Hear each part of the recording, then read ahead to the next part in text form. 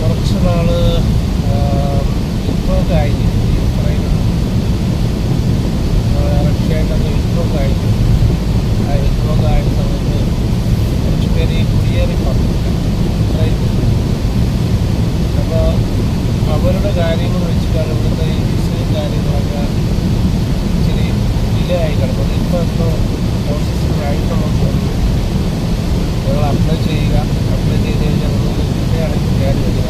നല്ല സ്ഥലം, സന്തോഷത്തോടെ ജീവിക്കാൻ പറ്റിയ സ്ഥലം.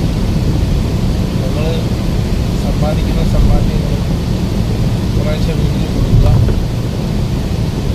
ബാക്കി നിങ്ങളെ ആവശ്യമുള്ളത്. ഇതിന് ചിലവ് കൂടുതലാണ്. കാരണം ഇവിടെ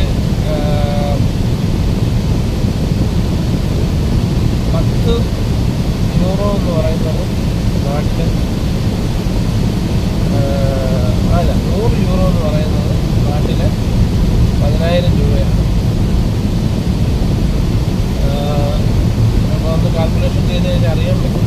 അവിടുത്തെ സാധനങ്ങൾ, ഇന്ത്യൻ ഷോപ്പുകളുണ്ട് ഇവിടെ, ഇന്ത്യൻ റെസ്റ്റോറൻ്റ് ഉണ്ട്.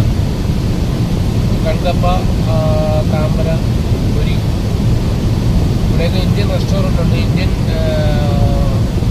ഇന്ത്യൻസുകൾ ഇവിടെ ബിസിനസ് ചെയ്യുന്നുണ്ട്. അതൊരു പ്രത്യേക മൈൻഡാണ് അവർക്ക്. നല്ല രസമാണ്. അപ്പം അങ്ങനെ നിങ്ങൾക്ക് ബിസിനസ് ചെയ്യാം. ഇവിടെ ഞാൻ ആദ്യം ഇവിടുത്തെ കേല കാർഡ് എന്ന് പറഞ്ഞാൽ ഇവിടെ ആദ്യം തരുന്നത്. കേരളയിൽ പോയി രജിസ്റ്റർ ചെയ്യുക. അങ്ങനെ ഒരു ഓഫീസുണ്ട് കേരള. എനിക്ക് അതിൻ്റെ മറ്റു ഡീറ്റെയിൽസ് അറിയില്ല. കേരളയിൽ പോയി രജിസ്ട്രേഷൻ ചെയ്യുമ്പോൾ അവരുടെ ഡീറ്റെയിൽസ് തരും. എന്നിട്ട് അവർ നമ്മളെ കഴിവുകൾ ചോദിക്കും. എന്തൊക്കെ അറിയാം, എന്തൊക്കെ ചെയ്യും, എന്തൊക്കെ അറിയാം. അപ്പോൾ നിങ്ങൾ ബിസിനസ് ചെയ്യാനുള്ള താല്പര്യമുള്ള സപ്പോർട്ട് ചെയ്യും. ഇവിടെ അങ്ങനെയാണ്. ഒരാൾ അത് ചെയ്യുന്നത് കൊണ്ട് നമുക്ക് ചെയ്യാതിരിക്കേണ്ട എന്നൊന്നുമില്ല. നീ ചെയ്യുന്നെങ്കിൽ നിൻ്റെ കാര്യം, ഞാൻ ചെയ്യുന്നത് എൻ്റെ കാര്യം. അങ്ങനത്തെ ഒരു സപ്പോർട്ടിങ് ഗവൺമെൻറ് തരുന്നുണ്ട്. നിങ്ങൾക്ക് ഇഷ്ടമുള്ള ബിസിനസ് ചെയ്യാം.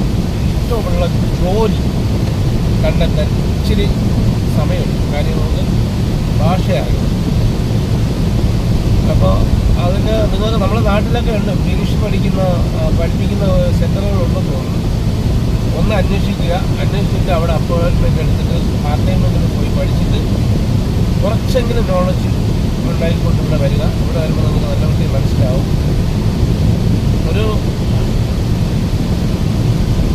നമ്മളെ ലൈഫ് എന്ന് പറയുന്നത് കുറച്ച് സമയങ്ങളേ ഉള്ളൂ, കുറച്ച് ടൈം.